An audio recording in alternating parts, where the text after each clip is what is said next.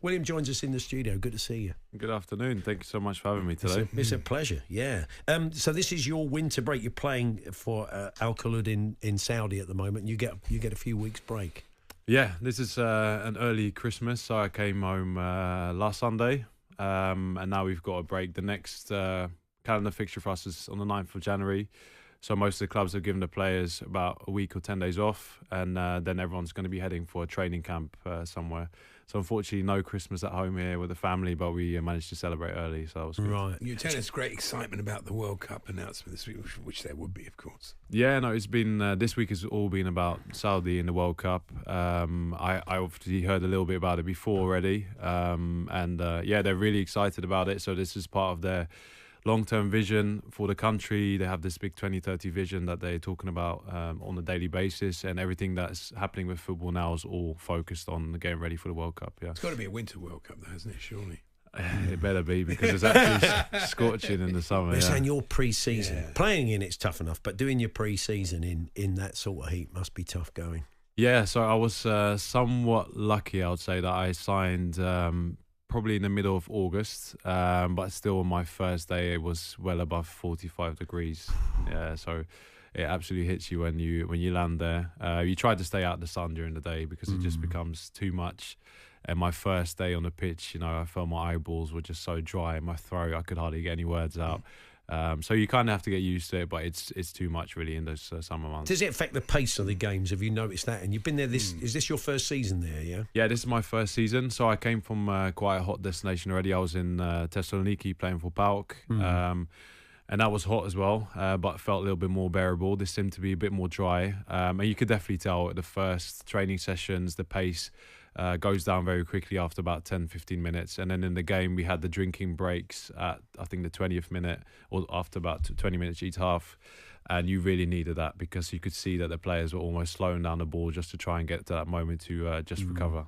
What about the technical quality of the Saudi players? I looked at your roster. They did well in the World Cup, though, didn't they? Last World you've Cup. got a couple of overseas players, and we obviously will come on to some of the overseas players you come up against in that league. But what do you? I mean, because it is quite a technical game there. They like to sort of play the ball at feet, keep it on the floor. It's always been the way sort of Middle Eastern teams have played, really.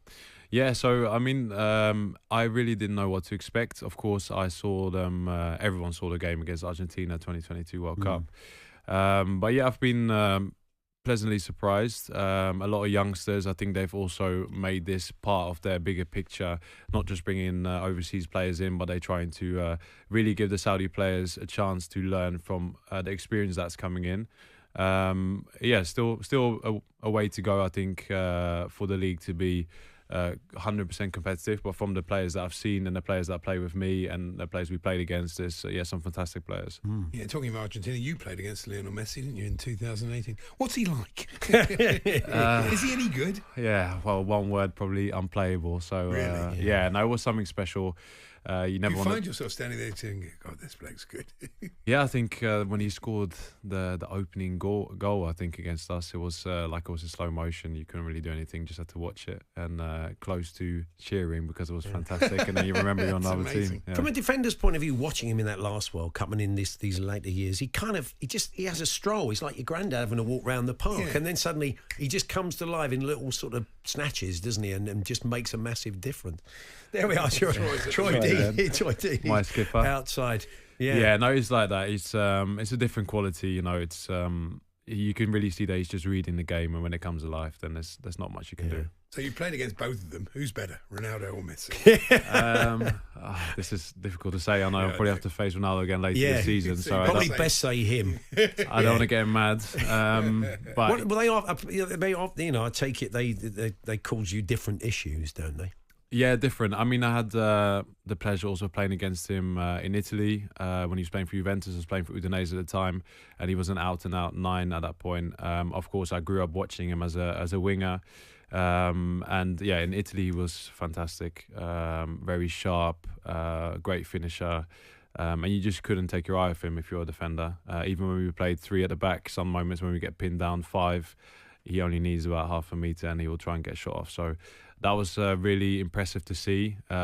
We also played against him with Watford, and we managed to beat them at home 4-1.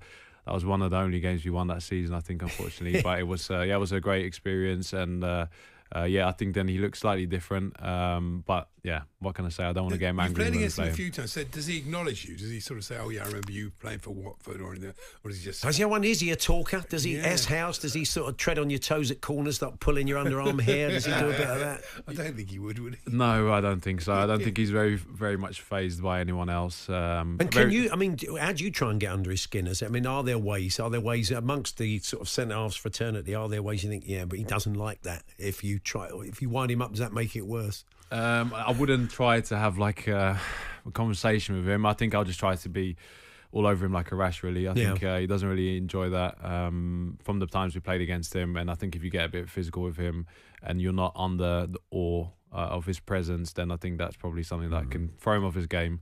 But I don't know if there's a correct answer. You just try different things every time. How much flexibility do you get as a defender in the Saudi League? What are the refs like? Are they really sort of tough on sort of discipline? How do you find it? If you can maybe get away with more than you could in Italy or not? Well, this is very much the age of VAR, isn't it? So you've got to be very careful. And it's been different. So we've had Saudi referees, but then also there's been quite a lot of international referees. I think most of the big teams, they have international referees come in for every game. So yeah, you try your best, but I think it's no different than anywhere else in any other top league. Sure. How do the fans compare there? I mean, some clubs get big crowds, don't they?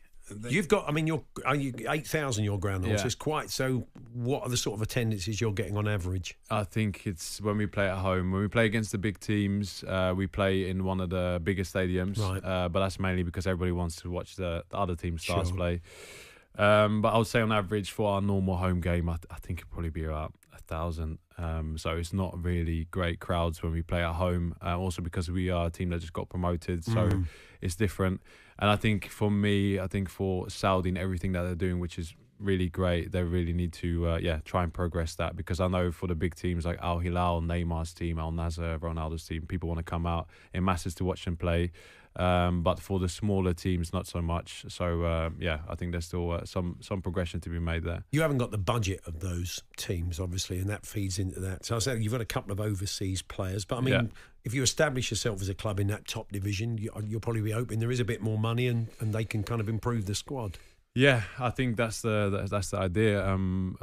Every team is backed by the Ministry of Sport. They try to give all the teams a fair chance by allowing them a budget to bring in overseas players. But yeah, it's very different when you've got some teams that got players that are on ridiculous amounts of money and they can probably get the best of the best from all over the world. So yeah, trying to make that a level playing field.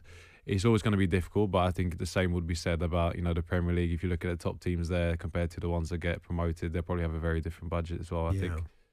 Paul Hawksbee and Andy Jacobs, Monday to Friday afternoons 1 till 4 on AM, on DAB, via the talkSPORT app and on your smart speaker. talkSPORT.